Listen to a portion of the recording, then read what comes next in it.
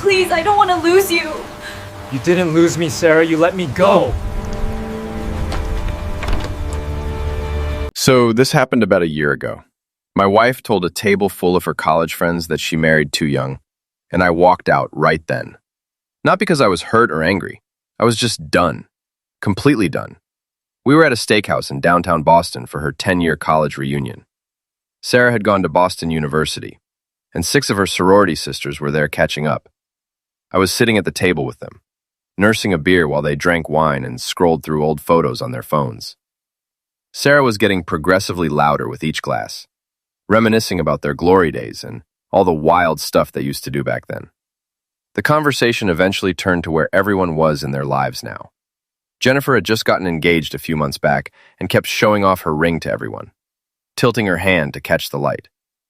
Michelle was going on and on about dating apps and how much fun she was having being single, talking about all the different guys she was meeting and spontaneous weekend trips she was taking. At one point, Michelle laughed and said, "God, I'm so happy I'm not married yet. There's still so much living to do before I settle down." Jennifer acted mock offended and turned to Sarah with a grin. "Hey, marriage can be fun too, right, Sarah?" Sarah didn't even hesitate, not even a pause. "Honestly, I think I married way too young. We both did." The table went quiet for maybe 2 seconds. Then her friends started chiming in with agreement. "Yeah, you guys got married right after graduation, didn't you? I can't imagine settling down that early in life. You totally missed your entire 20s. Sarah was nodding along, gaining more confidence. "Exactly. I mean, sometimes I wonder what my life would have been like if I'd waited. What experiences did I miss out on?" I'd been sitting there quietly the whole time, just holding my beer. I set it down very slowly, looked directly at Sarah, then at each of her friends. Well, it's never too late to fix a mistake. I stood up, pulled out my wallet, dropped $40 on the table for my drinks, and walked straight toward the exit. Complete silence followed me. I heard Michelle's voice as I reached the door, confused. Wait, was he serious? I didn't turn around. I walked out into the September night in Boston, got in my car, and drove straight to my older brother's place in Cambridge, the place I'd already been planning to go to for about 3 weeks now. See, this wasn't some spontaneous reaction. This was the final confirmation of what I'd been documenting for 18 months. I crashed on Matt's couch that night. My phone went absolutely crazy. 27 missed calls by the time I woke up in the morning. 43 text messages. The voicemails cycled through every emotion. Angry, crying, confused, desperate. Her last message came at 3 in the morning, her voice small. "Please come home. We need to talk about this." Matt woke up around 8. He's 36, divorced himself about 2 years back. He understood immediately. "About time, man," he said, pouring coffee. "I was wondering when you'd finally do it." Reunited, around 9:30, someone started pounding hard on the door. Matt answered, blocking the doorway. "He doesn't want to talk to you right now." Trembling's voice came through, loud. "This is ridiculous. It was one comment. One stupid comment when I was drunk." I appeared behind Matt. "Let her in." Presumption. Matt stepped aside but stayed in the room within earshot. Sarah stormed past him, then stopped when she saw my face. "You completely embarrassed me in front of all my friends," she said. "Do you have any idea how embarrassing that was?" "I embarrassed you?" I kept my voice level. "Interesting perspective." "I was just venting. Everyone complains about their marriage sometimes. It's normal." "Do they?" I pulled out my phone, opened my notes app, scrolled to the list I'd been keeping. July 19th, I started reading out loud. "You told your mom on the phone that marriage was harder than you thought, and you felt stuck." Trang's face went completely white. August 5th, you told your sister Emily that if you could do it over, you'd have traveled more before settling down. I kept scrolling. August 22nd, you told Michelle you envied how free she was. September 10th, you told Jennifer on the phone that you envied her single lifestyle. September 24th, 3 days ago, you told Michelle you sometimes wonder if you married the right person. I showed her the screen. 15 documented instances over 18 months. Each one dated, noting who she'd said it to, with the exact quote. "You've been tracking what I say?" Her voice rose. That's controlling behavior. Trimming. I've been listening to what you say. There's a significant difference. Her defense started crumbling as she scanned the list. I didn't mean those things. It's just talk. Blowing off steam. Presumption. It's not just talk when you mean it every single time. When you say the same thing to different people over 18 months, that's not venting. That's how you actually feel. Shielding tactics. You're still holding that thing from grad school against me, aren't you? Shameful. What thing? Say it out loud. It was nothing. Just some texts with a classmate. Texts where you told another man you were falling for him, that you thought about him constantly. We never did anything physical. We never even met up. And I forgave you, I said. Went to counseling for 6 months. Believed you when you said you'd appreciate what we had. But you didn't learn gratitude. You learned I'd tolerate disrespect. Sarah just stared at me. What do you want me to do? Nothing. I've had a lawyer for 3 weeks now. Papers are already drawn up. Trespass. You what? Massachusetts is equitable distribution. We'll split everything fairly. I'll be out of the apartment by Wednesday. Please be gone when I come to get my things. What am I supposed to do with the rent? I can't afford that place alone. Pay it. You make $60,000 a year now. Thanks to you putting me through grad school for 3 years. Tightening. That's true. And you're welcome. I can't afford it by myself. The rent is $2,800 a month. Then find a roommate or move somewhere cheaper. Not my problem anymore. I grabbed my jacket. Go home. I'll be there in an hour. Please be gone when I arrive. Shelter she wasn't gone when I got to our Brookline apartment an hour later. She'd called her parents. They were already on their way from Newton. I packed methodically. Clothes, documents, personal items. Sarah followed me from room to room. What about counseling? We haven't tried that in years. We tried it after your emotional affair. It didn't stick. You've just changed into someone who publicly regrets marrying me. I was drunk. People say stupid things when they're drunk. Drunk words are sober thoughts. You've been saying the same things sober for 18 months. Her parents arrived as I was loading boxes. Robert and Patricia Chen walked in looking confused and concerned. Mike, what's happening here? Robert asked. I'm moving out. Sarah can explain why. Patience looked at her daughter. Surely you two can work this out. Every marriage has rough patches. Ask your daughter what she told her friends at the reunion last night. Sarah stayed completely quiet. Sarah? Robert's voice got firm. What happened? I said something stupid, Sarah finally spoke. He's blowing it completely out of proportion. She told a table full of her friends she married too young. That we both did. They all agreed. Talked about how she missed out on her 20s.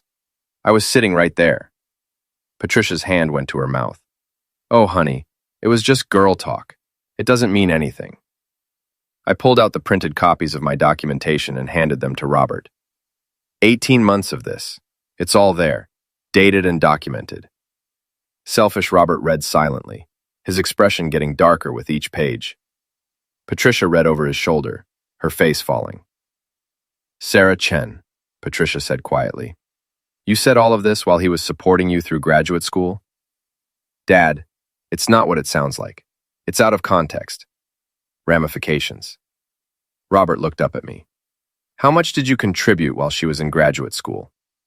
About $35,000 for tuition, $70,000 for rent over 3 years, plus all groceries, utilities, insurance, car repairs.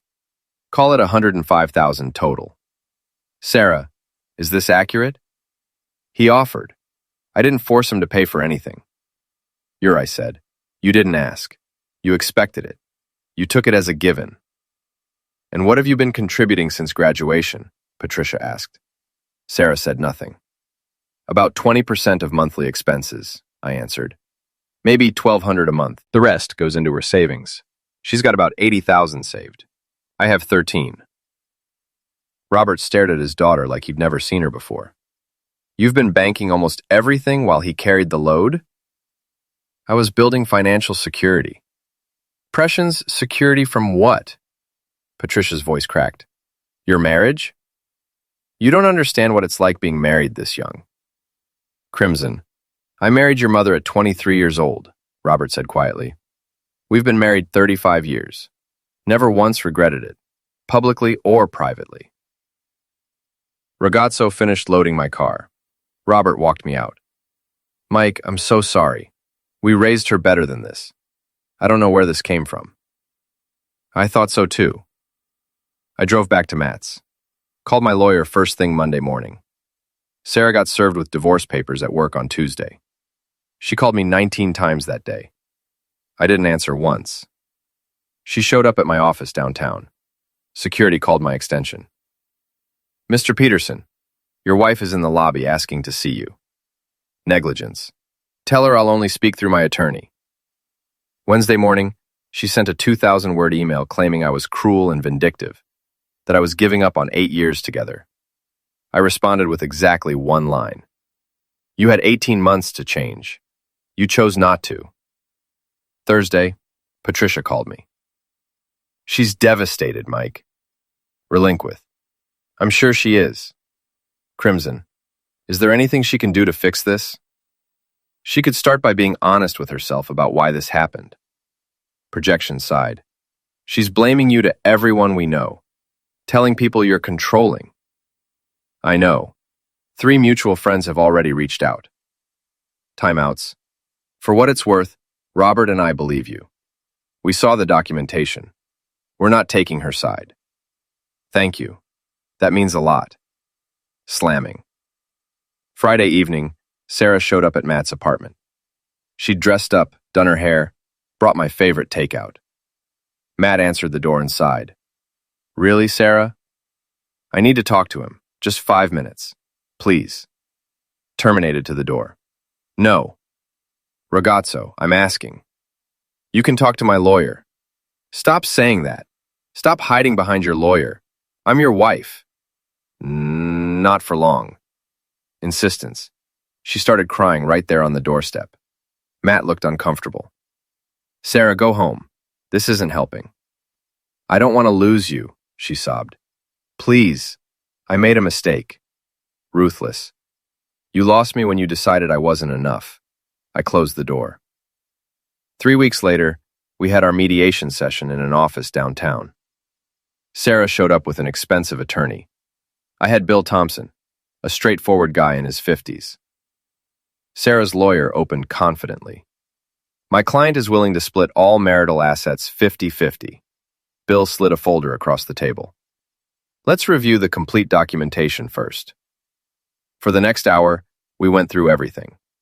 Every bank statement, every rent payment, every student loan payment I'd made on her behalf. All categorized and documented. Sarah's lawyer's confidence evaporated. My client contributed significant household labor and emotional support. My client did 100% of the cooking, all maintenance, all repairs, and carried 85% of the financial burden, Bill interrupted. Then he mentioned the emotional affair, slid across the printed text messages. Sarah's lawyer went pale. He whispered urgently with Sarah for 5 minutes. After more negotiation, Sarah's lawyer asked if their clients could speak privately. Bill and I exchanged a look. I nodded. The lawyers and mediators stepped out. The moment the door closed, Sarah leaned forward. Mike, please, we can fix this. I'll do anything. Discharged. Stop. I know I messed up, but everyone makes mistakes. Misunderstand, you didn't mess up. You made a choice. Over and over for 18 months straight. I was just scared. Scared of missing out. Scared of looking back with regrets. Nissan, and now you won't miss out. You'll have exactly what you wanted. I don't want this. I don't want to lose you. Silenced. You wanted to be single. You talked about wondering what your 20s would have been like. You talked about feeling trapped. Now you're not trapped. That's not fair. Fair would have been you appreciating what you had while you had it. The lawyers returned. We reached an agreement. I got 60% of shared assets. Sarah kept the apartment, but had to refinance within 90 days to buy out my equity, about $45,000. She kept her $80,000 in savings. I kept my retirement account. No alimony. Sarah signed with shaking hands. I signed calmly. Outside, she tried one more time. I never wanted to hurt you. Discharged. But you did. Repeatedly. What happens now? You figure out if being single is really what you thought it would be. Are you seeing someone? Not your business anymore. I walked away. Over the next month, the fallout unfolded. 3 couples we'd been friends with reached out. 2 sided with me after hearing the full story. 1 tried staying neutral. Sarah told everyone her version. He gave up on us over 1 drunken comment. But her college friends knew the truth. They'd been there. Jennifer texted me, "I'm sorry. We should have stopped her from saying those things."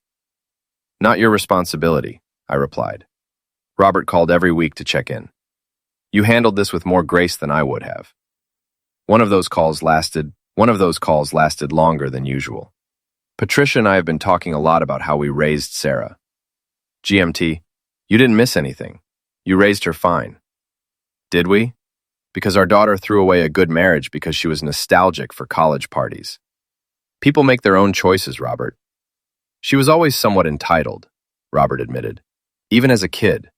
Always wanted what other kids had. Never quite satisfied with what she got. We should have taught her more gratitude. Patricia feels terrible about it.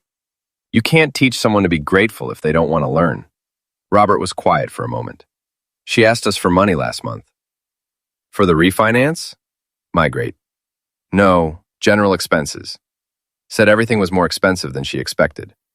I told her, welcome to adulthood. Patricia wanted to give it to her. I refused. Menstrual. That must have been hard. James. It was necessary. She's been living in a comfortable bubble, Mike. Your bubble. She needs to learn what things actually cost. How'd she take that? Relinquiled that. Accused us of choosing your side. I told her there are no sides, just consequences. Patricia got on the phone. Mike, honey, I'm so sorry about all of this. You don't have anything to apologize for. Plunge. I made excuses for her when she complained. I told Robert it was normal venting. I didn't want to see what was really happening. Relinquirts wouldn't. Silenced. You were good to her. Better than she deserved. I hope you find someone who appreciates that. Working on it. Afghanistan, I felt bad for them. Good people who'd raised a daughter that somehow missed the lesson about gratitude. Sarah kept trying different ways to contact me. Week 5, she sent flowers to Matt's apartment.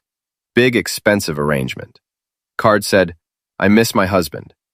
I donated them to a nursing home.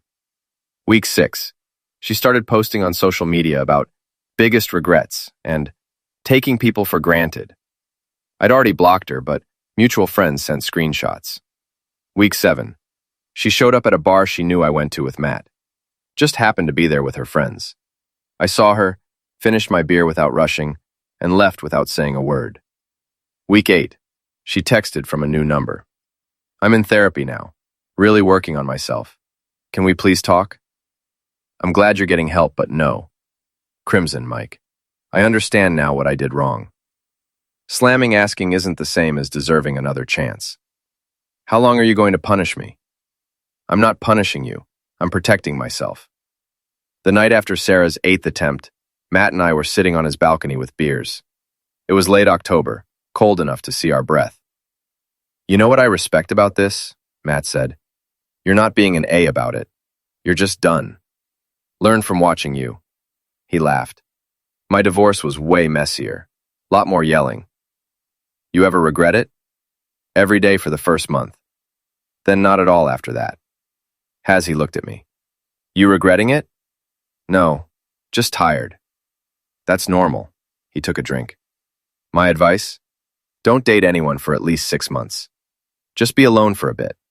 Figure out who you are without her. That's the plan. You've been half of something for 8 years. Time to be a whole person by yourself. Good advice. Matt knew the temptation to fill the void quickly. She's going to keep trying, he said. Probably for months. I'm prepared. Good man. We sat in silence for a while. The city hummed below us. You ever wonder if you're being too hard on her? Matt asked. Every time she calls. Then I remember 18 months of the same complaints. And grad school. And how she looked her friends in the eye and said she married too young while I was sitting right there. Yeah, Matt nodded. You're not being too hard on her. 2 weeks later, I found an apartment in Somerville. Small studio, affordable. Mine. I decorated simply. No reminders of the marriage. Started going to the gym regularly. Reconnected with old Boston college friends. Took a weekend trip to Portland with Matt. Started noticing I had more money at the end of each month. One night I met up with two guys from BC, Derek and Chris. We hadn't hung out much since I'd gotten married. They'd invited me out over the years, but Sarah usually had something planned or made me feel guilty about going. We met at a sports bar in Cambridge. They'd both heard about the divorce through mutual connections. So you're single again, Derek said, raising his beer. Welcome back. How you holding up? Chris asked. Better than expected. Sarah was always kind of intense, Derek said carefully. Chris shot him a look. What? I'm just saying. Remember junior year when she got mad Mike went to that concert with us instead of her birthday dinner? Her birthday was the next week. Exdrain, I said, but she acted like I'd missed the actual day. I'd forgotten about that. Or trained myself to forget things like that. She had a way of making you feel bad for having your own life, Chris added. We noticed. Just didn't say anything because we didn't want to interfere. Why not? Rempel shrugged. You seemed happy. Or we thought you were. And who wants to be that friend who talks trash about someone's wife? I get it. But man, Chris said, when we heard what happened at that reunion, we were like, finally, took you long enough. We spent the night talking about nothing important. Sports, work, plans for summer. Normal stuff. I realized how much I'd missed it. Having friends, doing things without checking in first, not feeling guilty for laughing too loud or staying out late. Around midnight, Derek asked, You seeing anyone? Sort of. Just started. Taking it really slow. Visionary. Don't rush into anything. Trust me, I'm not. Mailbox. But you're happy? Chris asked. I thought about it. Yeah, I actually am. Then that's all that matters. Walking home that night, I felt lighter than I had in years. I also started seeing a therapist around this time. Dr. Linda Martinez, had an office near Harvard Square. First session was awkward. I'd never done therapy before. What brings you in today? She asked. My wife and I are getting divorced. How do you feel about that? Fine, actually. That's the problem. I feel totally fine. She waited for me to continue. Shouldn't I be more upset? We were together 8 years. Should you? Everyone keeps asking if I'm okay, like they expect me to be falling apart. Are you falling apart? No, I'm relieved. Is that wrong? Dr. Martinez smiled. There's no wrong way to feel. Tell me about the relationship. Unleashed after everything. The grad school support, the emotional affair and counseling after, the 18 months of documented complaints, the reunion, walking away. All of it. She listened without interrupting once. When I finished, she leaned back. It sounds like you'd been grieving this marriage for a very long time before you actually left. That hit me. What do you mean? Jang, you kept detailed records for 18 months. That's not denial. That's someone preparing for an ending they already knew was inevitable. So I wasn't really in the marriage anymore. Were you? She asked gently. I thought about it. No, not for a while. Then of course you feel relieved. You already did the hard emotional work. You're not ending a happy marriage. You're formalizing an ending that already happened.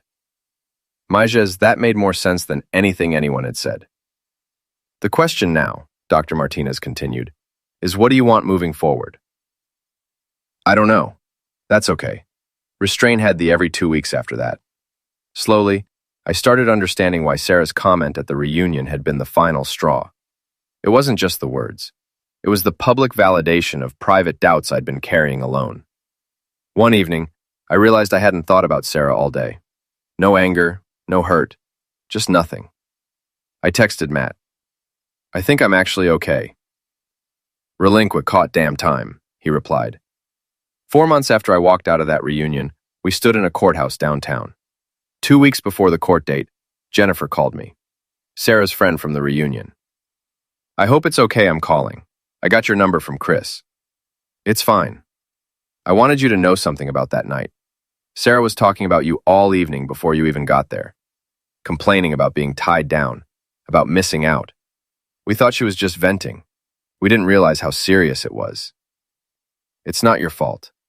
Manslaughter. I know, but after you left, she tried to play it off like you were being overdramatic. We weren't buying it. Michelle asked her straight out if she even wanted to be married anymore. What did she say? She said she didn't know, that she loved you but felt like she'd missed something by getting married so young. We all got quiet because we realized you'd been sitting there hearing everything. Stiffness. Yeah, my fiancé is great, but I know I'm ready because I dated other people before him. I lived alone. I figured out who I was. Sarah never did that. No, she didn't. She said, I figured out who I was. Sarah never did that. No, she didn't. Sarah never did that. She didn't. She calls me sometimes now, asks about you, if I've heard anything. I don't tell her much. Her appreciate that. For what it's worth, I think you did the right thing. Walking away took guts. Thanks. We hung up. I thought about what Jennifer said. Sarah loved me but felt like she'd missed something. The problem was, she'd decided I was what she'd missed out on. Not travel or adventures. Me. Our marriage was the obstacle between her and the life she thought she wanted. The judge reviewed our agreement. Are both parties certain they want to proceed? Sarah hesitated, looked at me. Yes, Your Honor, I said. Yes, Sarah whispered. You're both free to remarry. In the hallway after, Sarah stopped me. Mike, wait. I turned.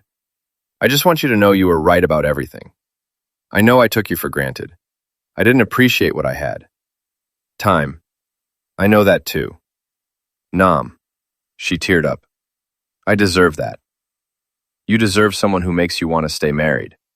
I deserve someone who doesn't have to convince themselves I'm enough. I hope you find that. I hope you figure out what you actually want. I walked away. Last time I spoke to her. 6 months later, it was late March.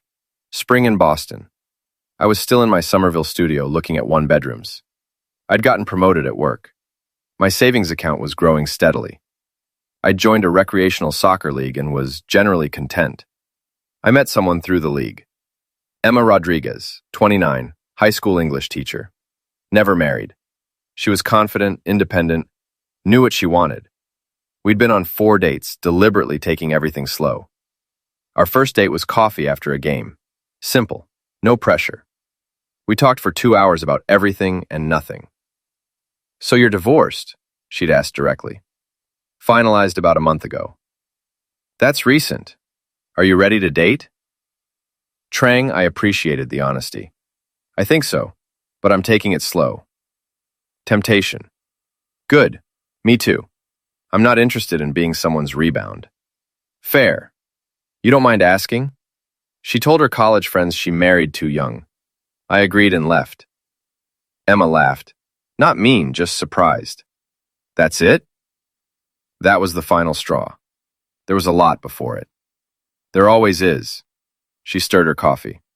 My last boyfriend wanted me to move in after 3 months. Said if I really loved him, I would. I told him if he really respected me, he wouldn't push. We broke up the next week.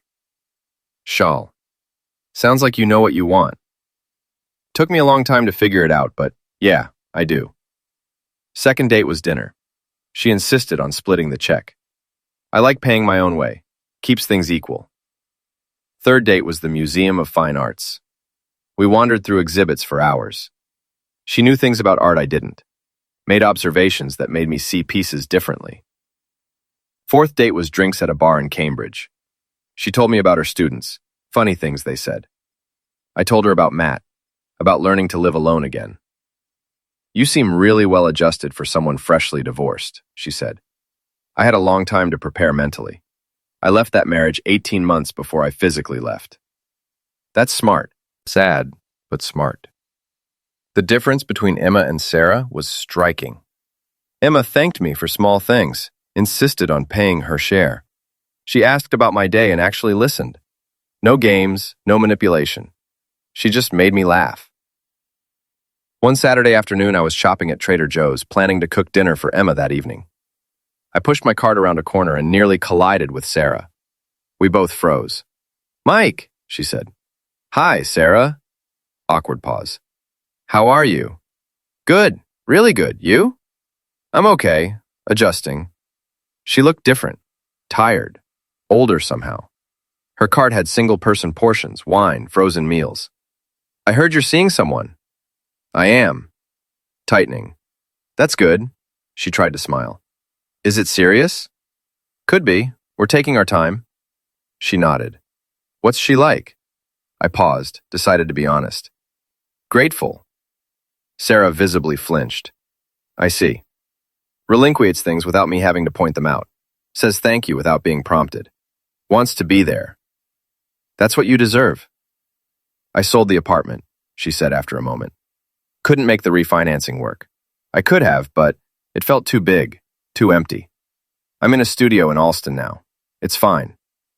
She didn't mention that her savings was significantly smaller now, or that her reunion friends were mostly married and busy, or that the freedom she'd wanted felt lonely. I've been thinking a lot about what I said at the reunion. "Yeah? I was so stupid. I had everything and I didn't see it." "Trespass. You saw it, you just didn't value it." "I know that now." "That's good. Growth is good." "Does it matter that I know now?" "To you, hopefully, yes. To us, no." "I know. There's no going back." Her voice cracked. "I know I burned that bridge." "You didn't burn it. You just showed me it was never as strong as I thought." Jang. "If I could go back to that night..." Shortest. "You can't. And honestly, I'm glad it happened." She looked surprised. "What?" "Because I was miserable. I just didn't let myself admit it. You saying what you said gave me permission to stop pretending." "You were miserable?" "For a long time. Trying to be enough for someone who didn't want what I was offering."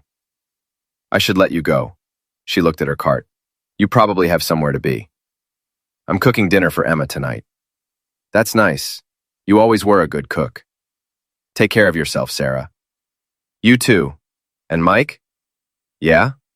"Thank you." "Shirts." "For what?" "For not hating me. For letting me learn the hard way." "I don't hate you. I just don't love you anymore." She nodded, tears in her eyes. "That's fair." We walked in opposite directions. I didn't look back. That evening, Emma came over to my apartment. I cooked while she helped, laughing at my stories. She was wearing one of my old sweatshirts. Music played softly. Wine was open. The silence between conversations felt comfortable. "You're quiet," she said. "Everything okay?" "Yeah, just thinking." "About?" "I ran into my ex-wife today at Trader Joe's." She stopped chopping vegetables. "Oh, how was that?" "Fine, actually. Really fine." "Do you want to talk about it?" "Not really. Just grateful." She smiled. "For what?" "For being here. For this." She crossed to me, kissed my cheek. "Thank you for inviting me. Thank you for showing up. Always." It was a simple moment, but profound. She said, "Always." Without weight, without resentment, without feeling trapped. She just meant it. I realized this was what partnership actually felt like. Equal investment, mutual appreciation. No scorekeeping, no resentment. We ate dinner together. She told me about her week, actually listened when I talked about mine, laughed at my jokes, helped clean up without being asked. At the door, she said goodnight. "Same time next week?" "Or sooner. Or sooner," she smiled. After she left, I cleaned up the kitchen, feeling content. I thought briefly about Sarah, alone in her apartment. I felt nothing but hope for her and gratitude for myself.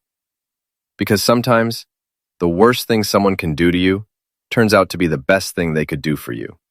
Sarah's honesty at that reunion gave me permission to stop pretending everything was fine. I'd spent so long trying to be enough for someone who didn't want what I was offering. Now I was with someone who appreciated it all. She walked away with her regrets and her empty apartment. I walked away with my dignity intact and a future that felt like mine again.